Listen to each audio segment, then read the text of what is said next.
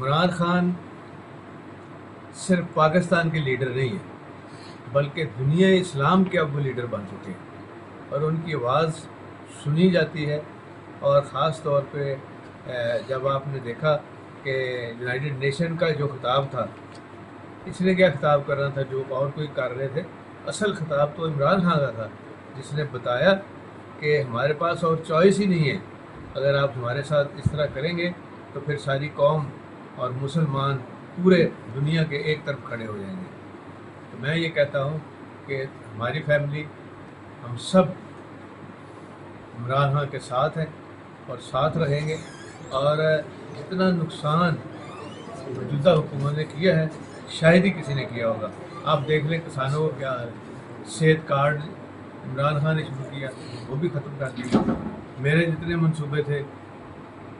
1 by 1 ان کا بھی انہوں نے بیڑا گرک کر دیا، اور لا اینڈ آرڈر کی جو سچویشن ہے وہ سب سے ابتر ہو چکی ہے یہاں پنجاب میں، اس لیے کہ یہاں پیٹرولنگ پوسٹوں کو نہ نئی گاڑیاں مل رہی ہیں اور نہ ہی کچے کے جو ڈاکو اب کیوں دن دناتے پھرتے ہیں، کیونکہ وہاں جو پیٹرولنگ پوسٹیں بننی تھی وہ نہیں بن سکی. اور اسی طرح سارے ہمارے جتنے پروجیکٹس تھے وہ بھی انہوں نے روکے ہوئے. خاص طور پہ 1122 کی گاڑیاں بھی چینج ہو رہی تھیں، وہ بھی نہیں انہوں نے دی. گویا کہ انہوں نے آ کے سوائے لوگوں کا جینا مشکل کر دیا ہے، روزی روٹی مشکل کر دی ہے، اور بجلی اتنی بڑھا دی ہے اور دوسرے ٹیکسز اتنے بڑھا دیے، اب لوگوں کے پاس چوائس ہی کوئی نہیں ہے تو وہ باہر نکلے. عمران خان صرف پاکستان کے لیڈر نہیں ہیں بلکہ دنیا اسلام کے اب وہ لیڈر بن چکے ہیں اور ان کی آواز سنی جاتی ہے. اور خاص طور پہ جب آپ نے دیکھا کہ یونائٹڈ نیشن کا جو خطاب تھا، اس نے کیا خطاب کرنا تھا جو اور کوئی کر رہے تھے، اصل خطاب تو عمران خان کا تھا جس نے بتایا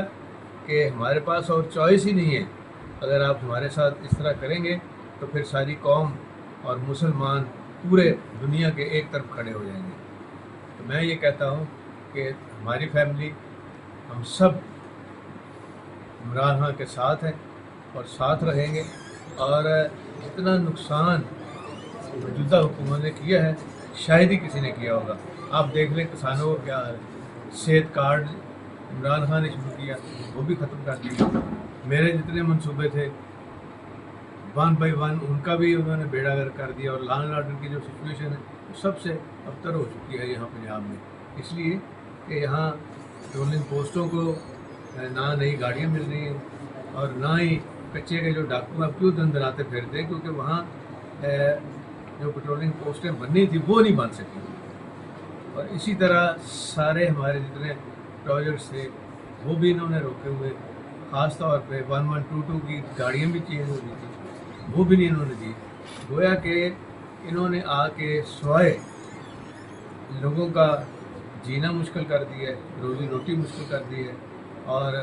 بجلی اتنی بڑھا دی ہے اور دوسرے ٹیکسز اتنے بڑھا دیے، اب لوگوں کے پاس چوائس ہی کوئی نہیں ہے تو وہ باہر نکلے.